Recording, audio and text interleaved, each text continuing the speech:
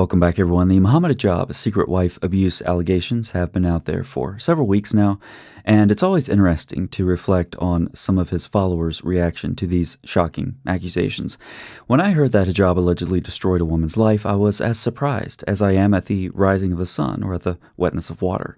But then I did the unthinkable. I went to Hijab's YouTube page. For several minutes of my life that I'll never get back, I perused a comment section typically full of fanboys, now full of people, even lots of apparent Muslims, expressing outrage at his alleged behavior. But why?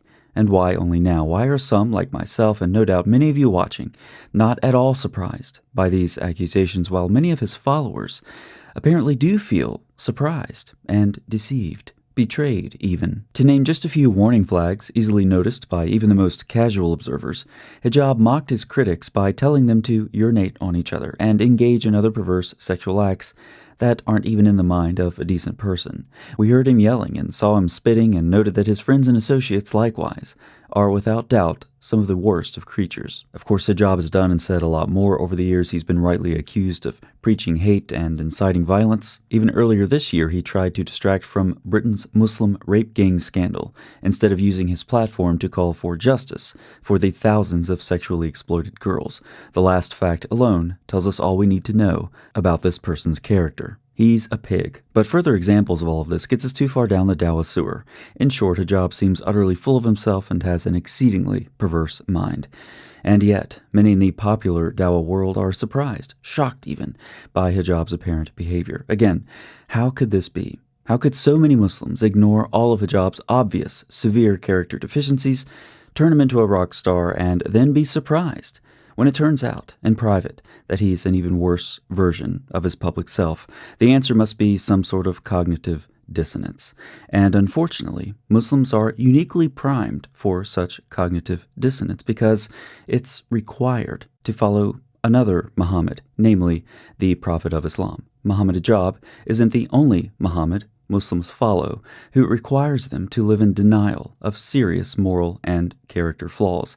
And at times like this, it's always good to review some of Muhammad's, as in, the Prophet of Islam, not the one who decided to name himself after a headscarf. So here's my list of some of Muhammad's most significant character flaws that require Muslims to live in denial. First, he slept with a child. It's well known that Muslim sources across the board describe 50-something-year-old Muhammad sleeping with a 9-year-old. If that wasn't young enough, there's that bizarre part of one of Muhammad's biographies where he's described as eventually wanting to marry a baby he saw crawling across the floor. How many times have you seen a baby and said, "I really want to marry that baby"?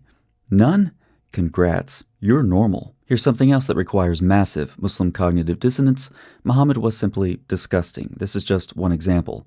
He slept with all of his wives in one night and then took a single bath. The guy couldn't even get basic sanitation right. This is just one example of many in the Hadith where Muhammad is portrayed as a truly filthy, disgusting person. Next, he killed people who insulted him, even women. In too many cases to count, Muslims have continued inflicting violence on those who insult the Prophet, motivated by examples like these. Of course, the ultimate irony is that the biggest, best insults that we can hurl at Muhammad come right from the Islamic sources themselves. This puts Muslims in the really weird situation where they have to deny their own sources to defend their Prophet, or they simply get mad at people for reading their own sources to them. Fourth, Muhammad degraded women. You know what Muhammad said? Women are mentally deficient, so their testimony is worth half that of a man's.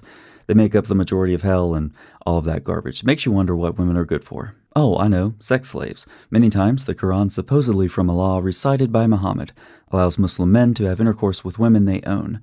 Muhammad also, in a verse that has sanctioned centuries of domestic abuse, allowed Muslim men to beat their wives. Next, undermining his reliability even more, apparently all bizarre ideas from ancient Greek medicine were too good for him to pass up.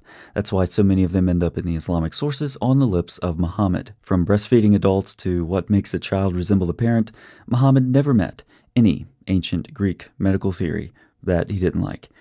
He also never met a legend he didn't like. That's why so many old legends show up in the Quran and Hadith recast as divine revelation from Allah through his final messenger. Number 9, he recited satanic verses. Here we go. Lots of Islamic sources confirm this. I have a video where I list 50 reports. This is why nearly all early Muslims believed Muhammad recited satanic verses. This all changed when it became theologically problematic to affirm Objections to this today by Muslims are always the same old canned responses. Like robots, they repeat the same mantra taught to them by their apologists. But their best defense against acknowledging the satanic verses incident is, you guessed it, more cognitive dissonance. Finally, Muhammad let a bunch of men ride him all night long. Just when you think the Islamic sources' portrayal of Muhammad couldn't get any more embarrassing, any more disgusting, or any more worthy of infinite ridicule, there it is. And these are just 10 things out of many more. Imagine the cognitive dissonance that it takes to follow this so-called prophet. So it's little wonder that Muslims can so readily employ cognitive dissonance with their own modern-day Muhammads that they find among their popular apologists, some of which are clearly complete dirtbags. It's sad that their behavior has to be exposed in such severe ways for their followers to finally wake up. As they say, it's better late than never, but this is pretty late. Thanks so much for watching. I'll see you next time.